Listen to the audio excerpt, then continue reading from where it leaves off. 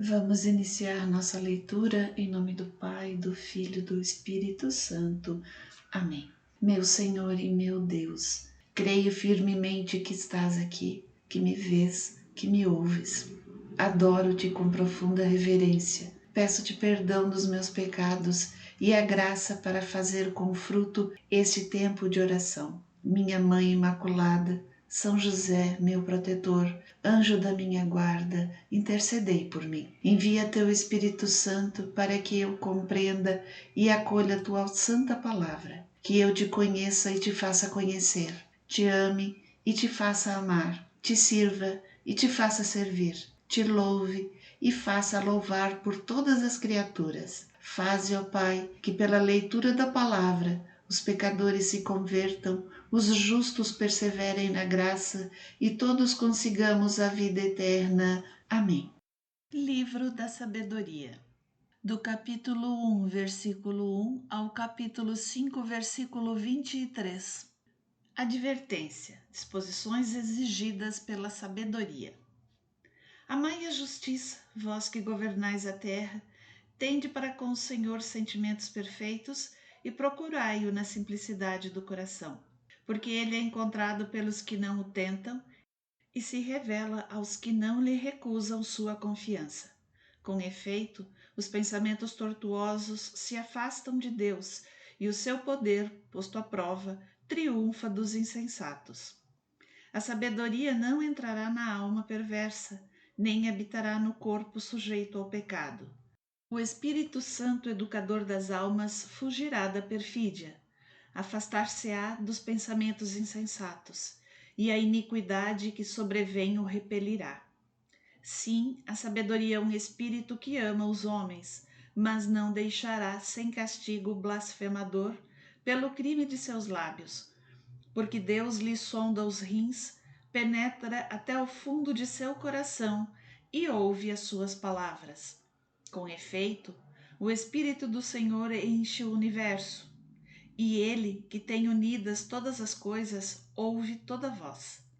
Aquele que profere uma linguagem iníqua não pode fugir dele, e a justiça vingadora não o deixará escapar, pois os próprios desígnios do ímpio serão cuidadosamente examinados. O som de suas palavras chegará até o Senhor, que lhe imporá o castigo pelos seus pecados. É, com efeito, um ouvido cioso que tudo ouve, nem a menor murmuração lhe passa despercebida. Acautelai-vos, pois, de queixar-vos inutilmente, evitai que vossa língua se entregue à crítica, porque até mesmo uma palavra secreta não ficará sem castigo, e a boca que acusa com injustiça arrasta a alma à morte. Não procureis a morte por uma vida desregrada. Não sejais o próprio artífice de vossa perda. Deus não é o autor da morte. A perdição dos vivos não lhe dá alegria alguma. Ele criou tudo para a existência, e as criaturas do mundo devem cooperar para a salvação. Nelas nenhum princípio é funesto, e a morte não é a rainha da terra, porque a justiça é imortal. Parte 1. A sabedoria e o homem. 1:16-5. Falsa mentalidade dos ímpios. Mas a morte, os ímpios a chamam com o gesto e a voz. Crendo-a amiga, consomem-se de desejos e fazem aliança com ela. De fato, eles merecem ser sua presa. Dizem, com efeito, nos seus falsos raciocínios: curta é a nossa vida e cheia de tristezas. Para a morte não há remédio algum, não há notícia de ninguém que tenha voltado da região dos mortos. Um belo dia nascemos e depois disso seremos como se jamais tivéssemos sido. É fumaça a respiração de nossos narizes e nosso pensamento uma centelha que salta do bater de nosso coração. Extinta ela, nosso corpo se tornará pó e nosso espírito se dissipará como um vapor inconsistente. Com o tempo, nosso nome cairá no esquecimento e ninguém se lembrará de nossas obras. Nossa vida passará como os traços de uma nuvem, desvanecer-se-á como uma névoa, que os raios do sol expulsaram, e que seu calor dissipa. A passagem de uma sombra, eis a nossa vida. E nenhum reinício é possível uma vez chegado o fim, porque o selo lhe é aposto e ninguém volta.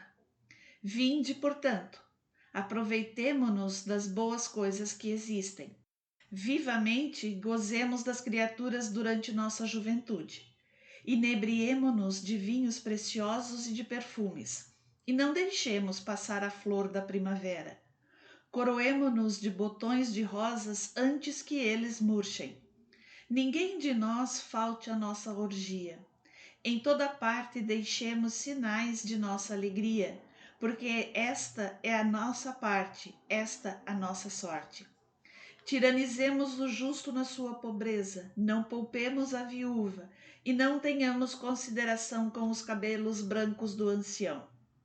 Que a nossa força seja o critério do direito, porque o fraco, em verdade, não serve para nada. Cerquemos o justo porque ele nos incomoda, é contrário às nossas ações. Ele nos censura por violar a lei e nos acusa de contrariar nossa educação. Ele se gaba de conhecer Deus e chama a si mesmo Filho do Senhor. Sua existência é uma censura às nossas ideias. Basta sua vista para nos importunar. Sua vida, com efeito, não se parece com as outras e os seus caminhos são muito diferentes. Ele nos tem por uma moeda de mau quilate e afasta-se de nossos caminhos como de manchas. Julga feliz a morte do justo e gloria-se de ter Deus por Pai. Vejamos, pois, se suas palavras são verdadeiras e experimentemos o que acontecerá quando da sua morte, porque se o justo é filho de Deus, Deus o defenderá e o tirará das mãos dos seus adversários. Provemo-lo por ultrajes e torturas, a fim de conhecer a sua doçura e estarmos cientes de sua paciência. Condenemo-lo a uma morte infame, porque conforme ele, Deus deve intervir. Eis o que pensam, mas enganam-se, sua malícia os cega. Eles desconhecem os segredos de Deus, não esperam que a santidade seja recompensada e não acreditam na glorificação das almas puras. Ora, Deus criou o homem para a imortalidade e o fez à imagem de sua própria natureza. Foi por inveja do demônio que a morte entrou no mundo, e os que pertencem ao demônio prová-la-ão. Diferente sorte dos justos e dos ímpios. Mas as almas dos justos estão na mão de Deus, e nenhum tormento os tocará. Aparentemente estão mortos aos olhos dos insensatos. Seu desenlace é julgado como uma desgraça, e sua morte como uma destruição, quando na verdade estão na paz.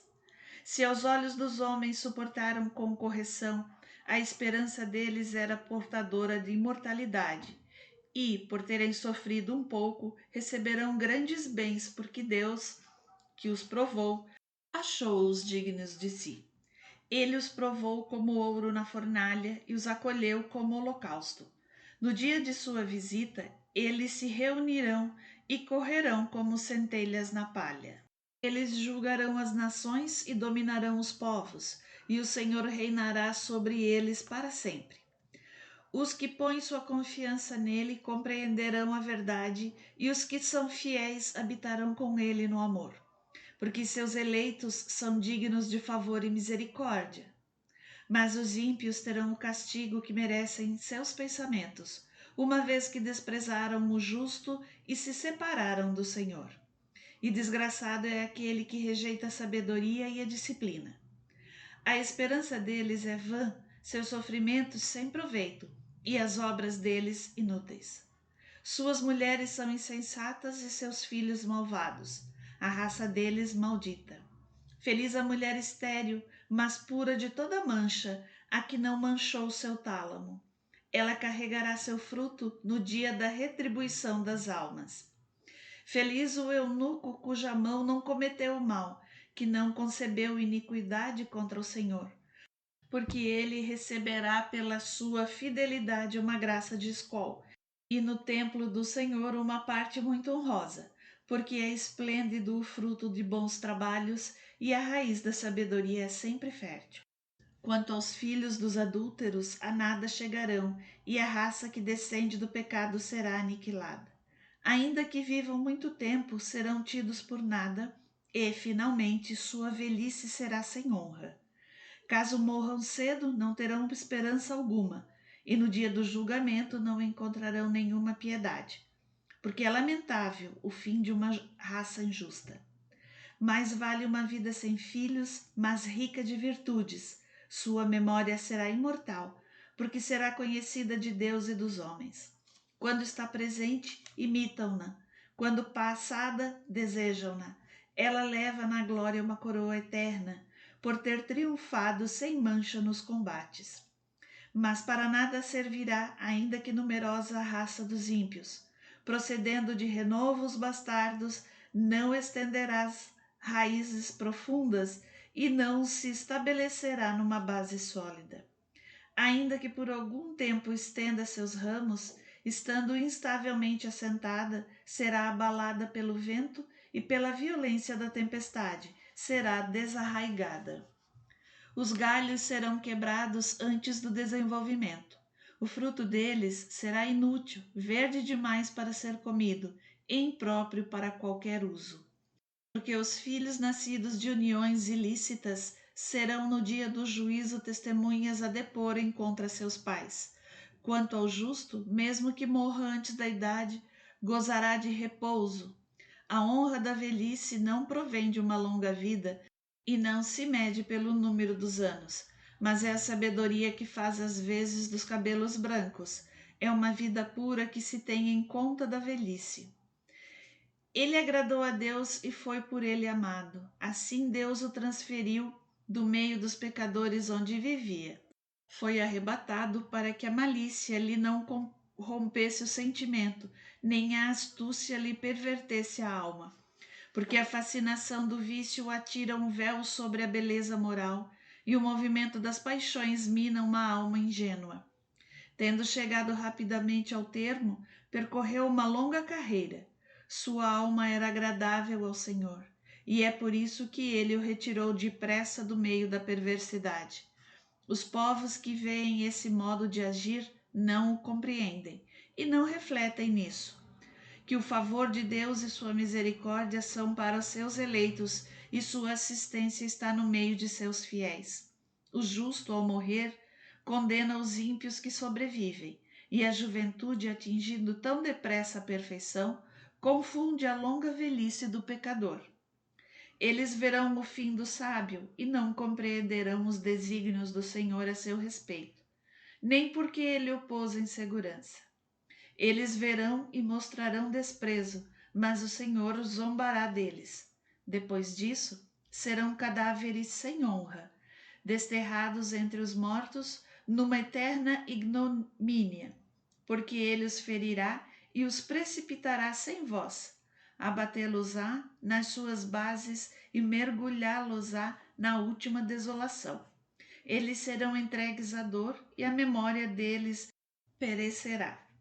Comparecerão aterrorizados com a lembrança de seus pecados e suas iniquidades se levantarão contra eles para confundi-los. Arrependimento tardio dos ímpios. Então, com grande confiança, o justo se levantará em face dos que o perseguiram e zombaram dos seus males aqui embaixo. Diante de sua vida serão presos de grande temor e tomados de assombro ao vê-lo salvo contra sua expectativa.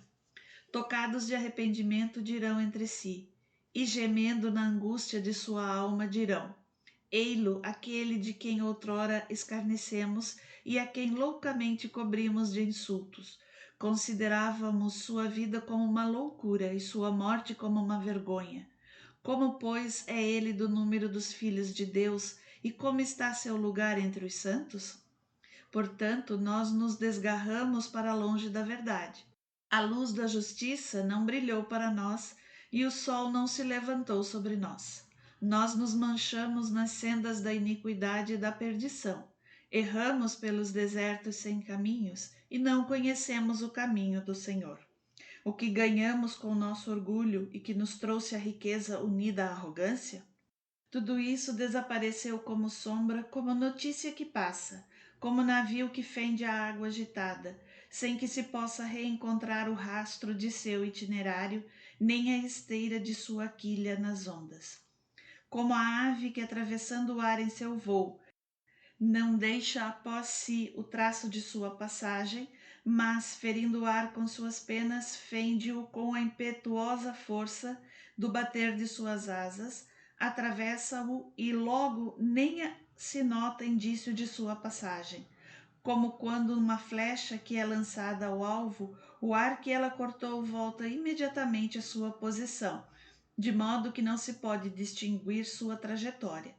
Mas também nós, apenas nascidos, cessamos de ser e não podemos mostrar traço algum de virtude. É no mal que nossa vida se consumiu. Deus protege e vinga os justos. Assim a esperança do ímpio é como a poeira levada pelo vento e como uma leve espuma espalhada pela tempestade. Ela se dissipa como fumo ao vento e passa como a lembrança do hóspede de um dia. Mas os justos viverão eternamente, sua recompensa está no Senhor. E o Altíssimo cuidará deles. Por isso receberão a régia coroa da glória e o diadema da beleza da mão do Senhor, porque os cobrirá com sua direita e os protegerá com seu braço. Por armadura tomará seu zelo cioso e armará as criaturas para se vingar de seus inimigos. Tomará por couraça a justiça e por capacete a integridade no julgamento. Ele se cobrirá com a santidade como com um impenetrável escudo. Afiará o gume de sua ira para lhe servir de espada, e o mundo se reunirá a ele na luta contra os insensatos. Os raios partirão como flechas bem dirigidas e, como de um arco bem distendido, voarão das nuvens para o alvo. Uma balista fará cair uma pesada saraiva de ira.